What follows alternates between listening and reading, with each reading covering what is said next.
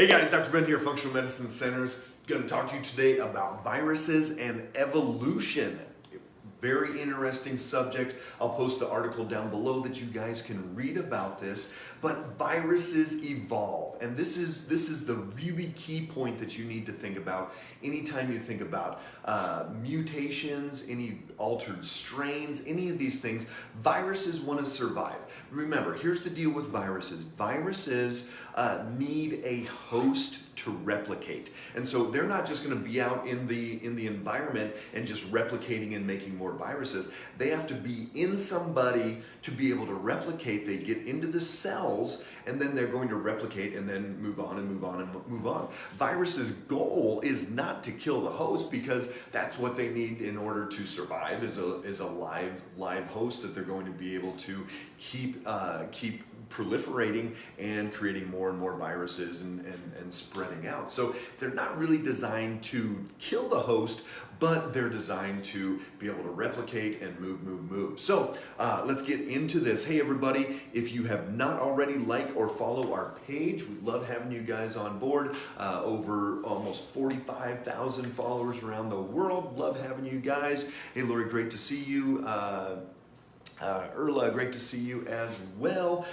Go ahead and pop down where you guys are watching from. Love to see all over the country. Philippines, we've got Europe, we've got Asia, all over the place. So love seeing you guys. Let me know what questions you have there. But this is a crucial thought, especially with what's going on around us in today's day and age. So viruses evolve, just like antibiotic resistance. So think about, hey Lisa, think about antibiotic resistance. So you've heard about this, where the bacteria are going to get killed off with antibiotics, but then certain ones survive. And those are usually stronger bacteria. Hey Julie, great to see you down there in Atlanta. So those worse bacteria are going to survive, and they're going to be the ones that are going to start replicating. And then, that's when we get this antibiotic resistance, or strains that we don't really even have any antibiotics that can take care of these bacteria. So this is actually what happens in viruses as well. There's this Merck virus that has killed chickens for years and years and years. In the 1970s, they came out with the first immunization, the first vaccine for this chicken virus that was like wiping out millions of chickens across the country. Some of you farmers know about this out there. There's Virginia out in Kansas. She probably knows about that. So in the 1970s, the virus was wiping out these chickens. They got this vaccine, knocked it down. Hey, everybody's happy. Chickens are living. Life is good. And then what happens? Well, by 1983, they had to come out with another vaccine because these viruses were evolving. And it's not even so much that virus evolves.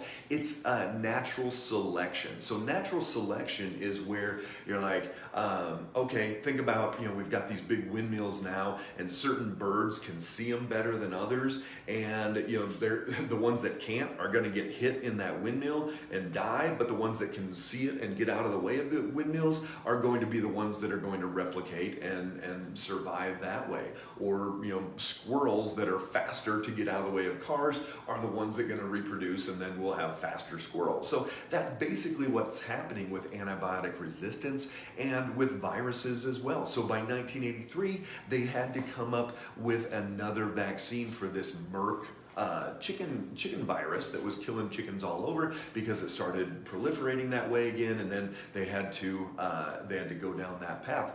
Anybody heard of this study out there, or anybody heard of this thought that the viruses can actually evolve? It's really pretty fascinating what viruses have been around as long as people have. It's something that we've always dealt with, and yet one of the concerns when they start vaccinating, especially in this study with the chickens. Hey Heidi, good to see you for another day, then you're back to Colorado. So 1983, right now we're on the third round of vaccinations for this Merck virus for chickens. And it's not totally fading yet, maybe a little bit, but they have no virus vaccine available at this point. If it starts crashing and this virus evolves quickly, there's nothing else that they have in place, and then you're talking millions of chickens wiped out, and it's a pretty major thing. And so what happens is these viruses, it's not necessarily the virus itself evolves and mutates, it's that there's always different variants of everything. As humans, we have mutations, but they're usually not good ones, and those humans die and they don't pass on the genetics. But even as humans, natural selection has kind of been taking out.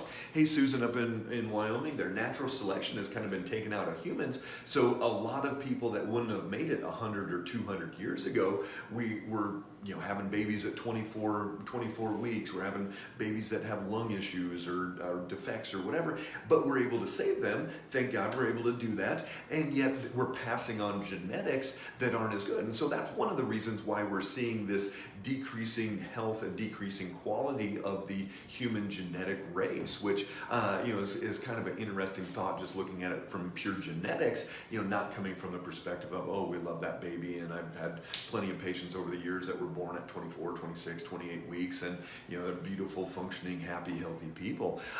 So this is what's happening. And for all of you guys watching in, go ahead and share this with anybody out there. So many people just don't get what's going on with these, and they're just like, oh my gosh, this is just random craziness going on. But there's actually consequences for what we do and things that we put in, just like antibiotic resistance, because we're using too many antibiotics, and these bacteria, the ones that are stronger, are the ones that reproduce. Same thing with viruses. So these chicken vaccines, they ended up causing the viruses to evolve by the stronger ones replicating and moving on, and eventually there'll be this jump where there'll be one virus comes out a little bit stronger than something else, and then that's the one that's able to start replicating in there. So those viruses in the chicken population have also become more deadly as well. So even though the vaccine can still help it, when it does get through, they are more deadly. And this is where in our current situation here, the virus that's going on around us now, people that have been vaccinated they are just as likely to cause that replication and cause that virus to be able to proliferate. It's a really interesting study when we're talking about natural selection. With those chickens, they took 100 chickens and vaccinated them, 100 chickens that were not vaccinated, and they tracked these chickens throughout their lifetime. And what they found was that the non-vaccinated chickens, hey William, good to see you as well there. And what we're looking at is that the non-vaccinated chickens, they shed less virulent viruses throughout their lifetime, meaning the viruses that the non-vaccinated chickens shed were not as deadly, not as strong, not as potent, versus the 100 vaccinated chickens. They shed a very much stronger, more virulent virus than the non-vaccinated group, meaning that because they were vaccinated, they were able to block some of the basic ones, but they allowed these stronger, more deadly, more virulent viruses to come out. So pretty fascinating stuff, and we've seen this, for years and years and years. This is our first time ever vaccinating a population during a pandemic, and while the virus is still, kind of going around the country.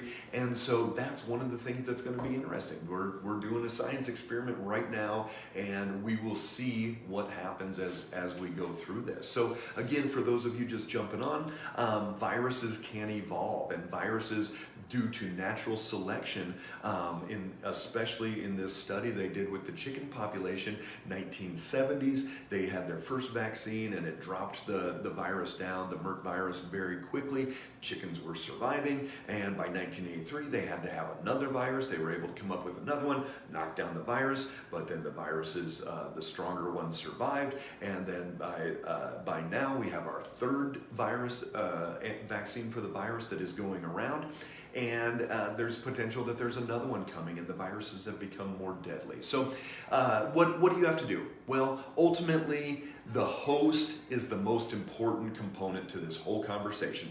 Your body, you're the host. You have to have your body as strong as you possibly can so that you can handle anything that comes at you, so that, you know, the stronger the person is, the less likely they're going to be able to let that virus replicate in your body. The best thing you can do if you want to take care of other people and you want to keep people safe, you keep your body as strong as you possibly can so that virus cannot replicate inside of you. It cannot go out and spread. That virus stops in you.